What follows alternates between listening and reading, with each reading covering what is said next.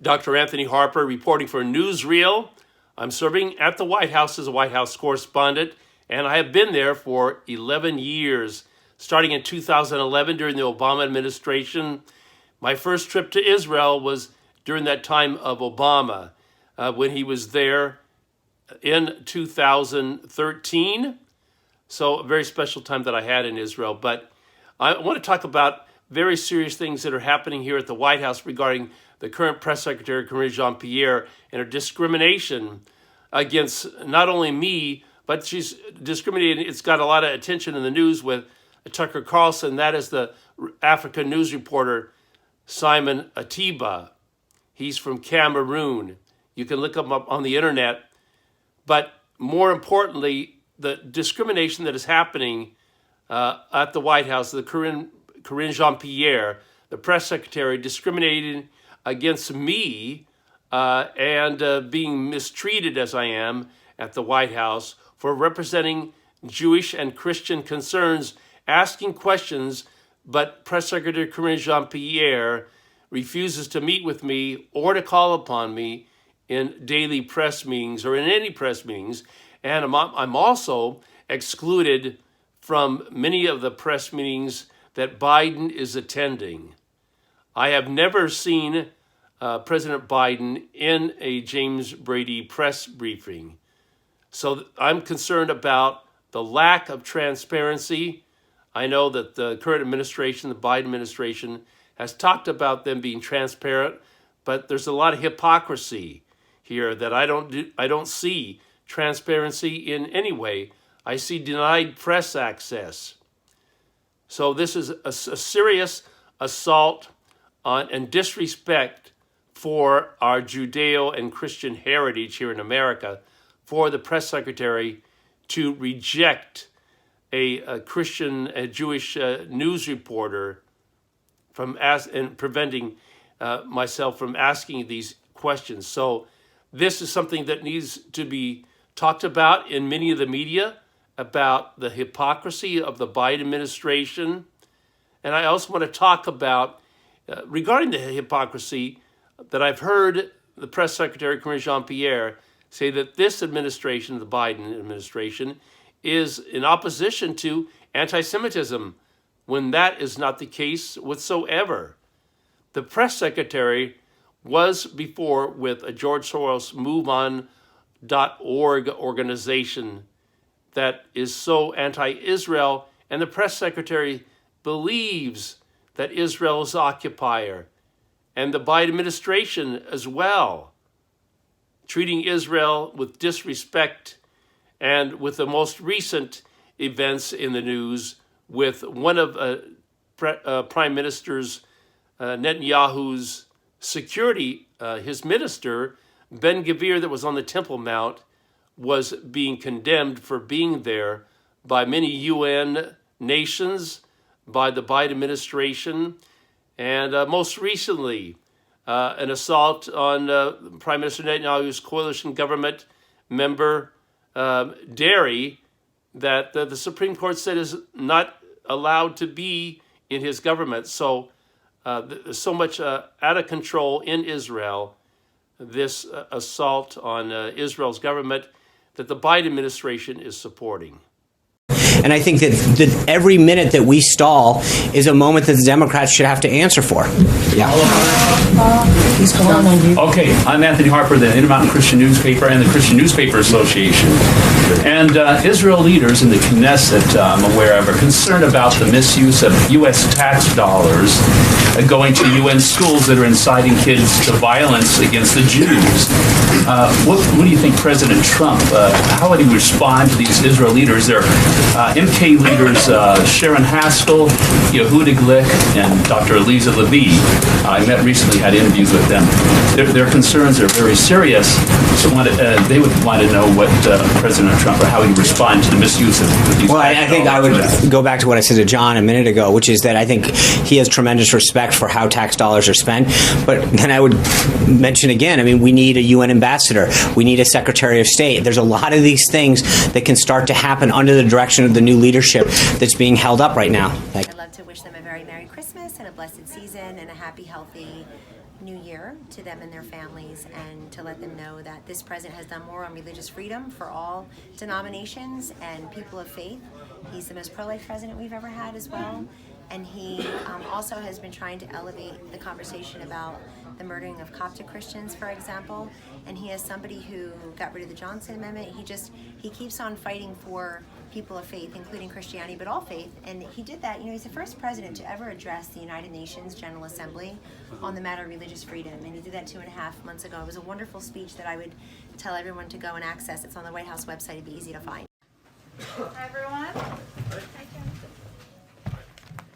So joining me today is our National Security Advisor, Jake Sullivan, who will provide an update on Afghanistan and then take some of your questions. And with that, I'll turn it over to Jake.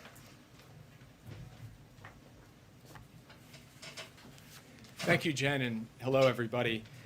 I'm going to start with just an update in terms of the President's engagement today in engaging with his national security team, and then make a few comments broadly on the situation, and then I'll be happy to take your questions. From our perspective, what we have to do now is focus on the task at hand, the mission at hand. You mentioned chaos at the airport yesterday. At the end of the day, the question is, can we effectively evacuate those people who we intend to evacuate? And that is what we are planning for and executing against beginning today, where the airport is secure, the flights are going, the people are coming, and we will continue to do that in the days ahead. Yes. Yeah, what is President Biden's response to the people of Afghanistan who are now in the hands of the Taliban terrorists and feel abandoned by the United States, or to those in Taiwan and elsewhere that are fearful that the U.S. will abandon them to the aggression of China? And follow-up to that is, what is President Biden's response to people in Israel and other countries who might also believe that the U.S. will abandon them to terrorists? So to the first question, President Biden and all of us, as I said in my opening comments, are heartbroken by the human consequences that have unfolded and could continue to unfold in Afghanistan.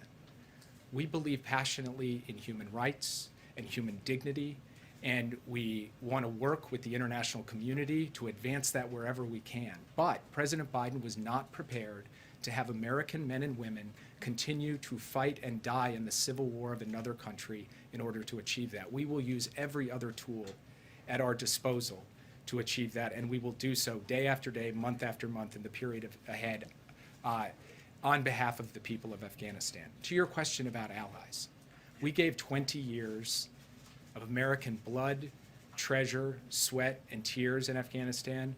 We gave them every capacity in terms of training and equipment to stand up and fight for themselves. And at some point, it was the time for the United States to say that the Afghan people had to stand up for themselves. We believe that our commitments to our allies and partners are sacrosanct and always have been.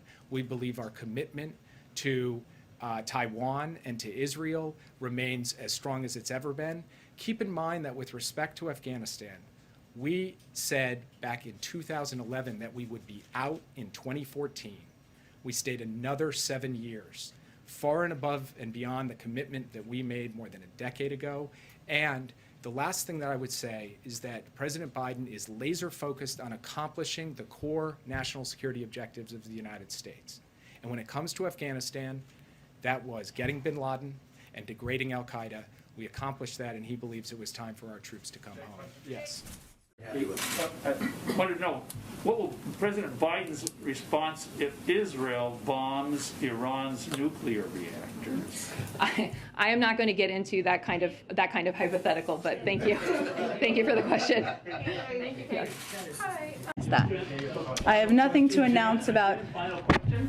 Yes. What is this administration response to Israel for their role as mediator in this Russia-Ukraine crisis? And I have a follow-up question. Okay. Well, we certainly support the efforts of a range of leaders who are hoping to play a diplomatic role here. And there are a number of leaders around the world who have also had engagements with Russians and engagements with the Ukrainians. And we just ask that they all engage closely with Ukrainians as well. Okay. To help Europe develop energy independence from Russia, will the Biden administration drop its opposition to the EU East Med pipeline being developed by Israel, Cyprus, and Greece?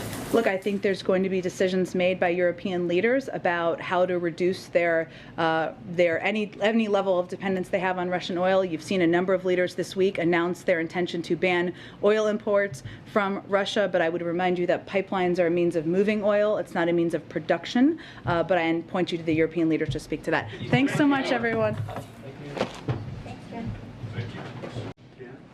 Jan? Go ahead. I have a question here about following the recent Palestinian terror attacks from the Temple Mount and previous week of attacks that have killed many Israelis and wounded more.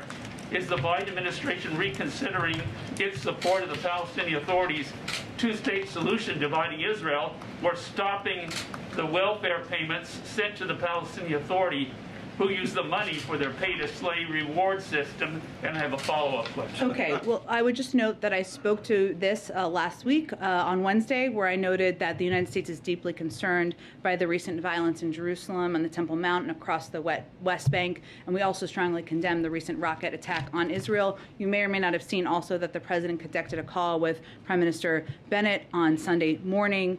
He accepted an invitation by Prime Minister Bennett to visit Israel in the coming months, no specific date yet. He took note of the ongoing efforts between Israeli and Palestinian officials to lower tensions and ensure a peaceful conclusion to the holy season of Ramadan. And he also affirmed our unwavering support for Israel and its defense needs, and welcomed the historic $1 billion allocation to replenish Israel's Iron Dome system.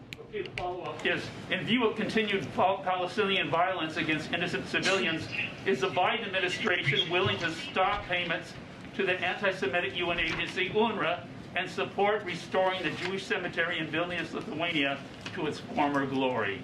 Again, I think I don't have any changes to announce to our policy. I spoke to our condemnation of the violence just now, last week as well, and noted also our call to the Prime Minister. Go ahead. What about Russia condemning Israel? Russia has been threatening Israel for helping Ukraine, and also for Israel bombing the Damascus, Syria airport. Any response to Israel that's being threatened by Russia? I think our response will be the same as it has been now for the last several months. I mean, obviously Russia's feeling the pressure of being isolated, the pressure of having a military on the ground that clearly has not performed as advertised. I mean, they still haven't solved their command and control problems, their logistical problems, their unit cohesion problems, their joint fires integration problems. And so they tend to lash out at countries that are providing support to Ukraine. We're grateful for the support that Israel has been providing, as well as so many other nations. More than 50 have signed up to provide some measure of security assistance to Ukraine. And that shows you that this is not just a Europe problem. It's nations around the world that are stepping up to here to defend Ukraine. We read news every day, news that's informative but rarely encouraging.